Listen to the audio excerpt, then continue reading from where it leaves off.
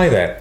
We're very, very lucky today to have Val Swain from FitWatch, who's going to tell us what FitWatch does and what is happening with the deteriorating civil rights situation in the UK at the moment. Val, what is FitWatch exactly? Well, to explain to you what FitWatch is, I need to explain to you what FIT is, which is the forward intelligence teams, as they're known.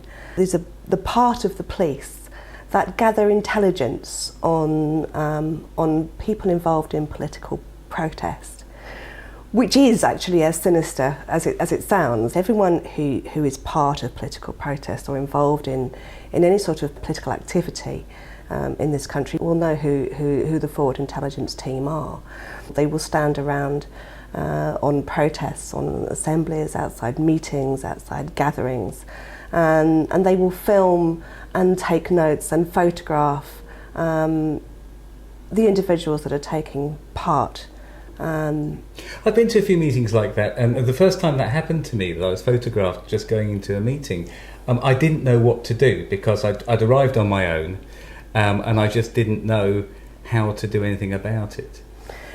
I mean, it's extremely intimidating. I've been to meetings and they've been parked outside, and on occasion, to get into where I was walking, I had to walk so very close to them. It's almost like running a gauntlet, and they're flashing the camera in your face, and after a while they get to know people, so they call your name, and clearly what they're out to do is deter people from being involved.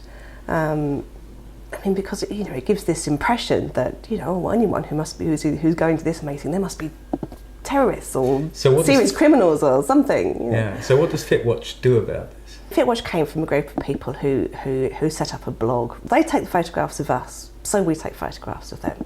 They learn our names, so we learn their names, and we put the information on the blog so that everybody else can see that, so that it's to try and make that less intimidating when they take your photograph and call your name. Well, you can perhaps call them by their name back, and that sort of levels things out a little bit, I think. But also, there's a lot of people who actively stop them filming and taking photographs, who will just stand in the way, or just stand with a banner in the way or a placard in the way and say no.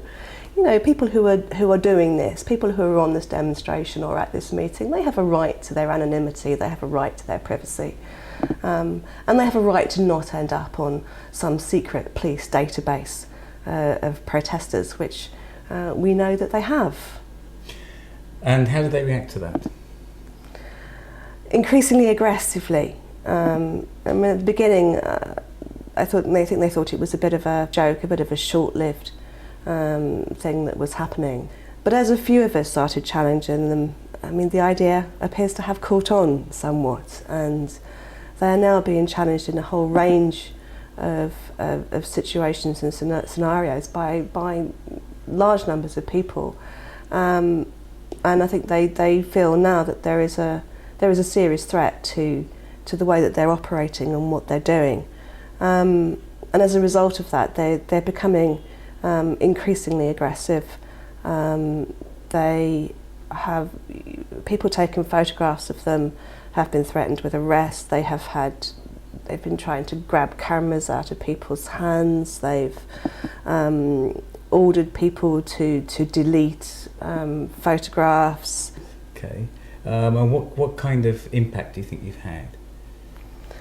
I think over the last 2 years, we've seen a change that people perhaps are less happy to merely tolerate them and to put up with them. I think there's less of a feeling now that we ought to ignore them, and more of a feeling that we do need to deal with what they're doing. We do need to challenge what they're doing. That sort of data gathering of political protest, I think, is absolutely unacceptable.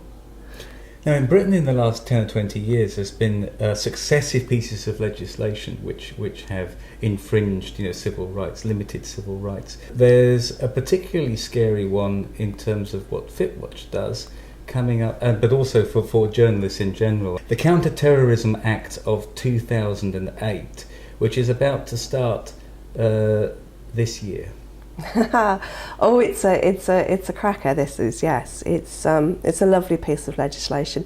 It makes it unlawful for anyone to elicit or publish material relating to a police officer and other people as well, of a kind that may be useful to terrorists.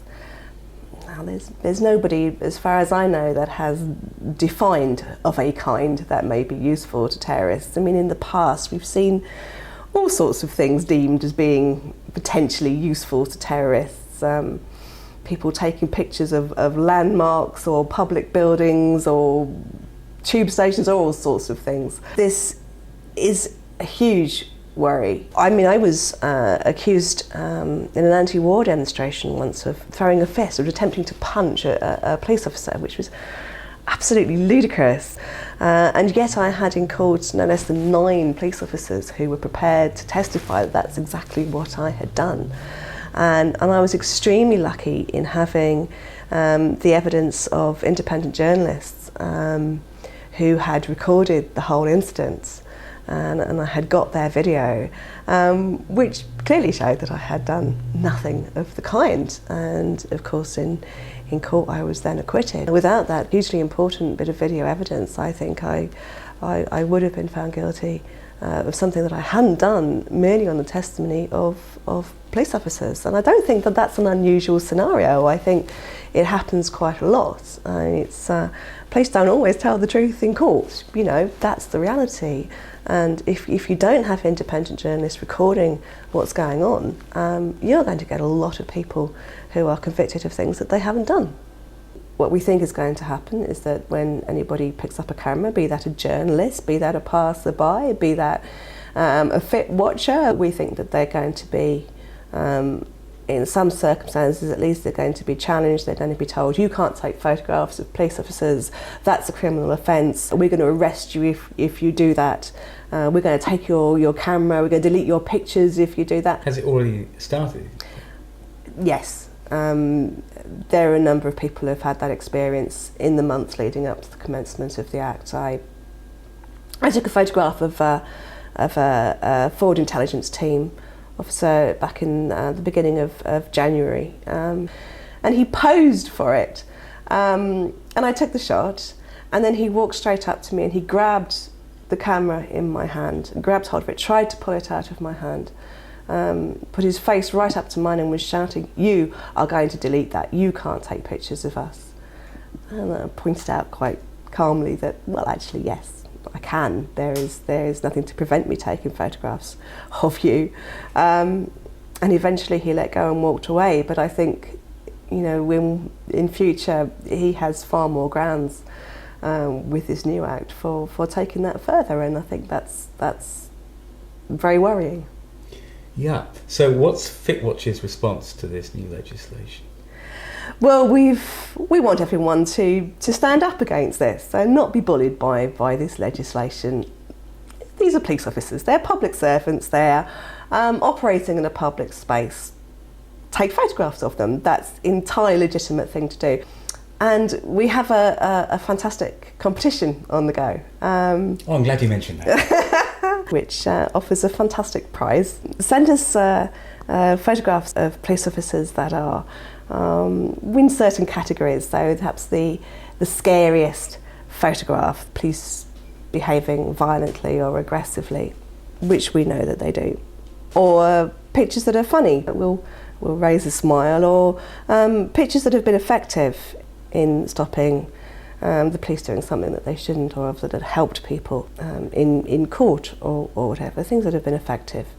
But I mean, ultimately what we want to do is encourage people to resist a little bit of civil disobedience against this Act, and resist it by going out, take some photographs, posting them on the internet wherever they want to, sending us a link. The videos and photos from this will be shown on visionontv in our series Police Watch, which commences on the first day that this legislation comes into action.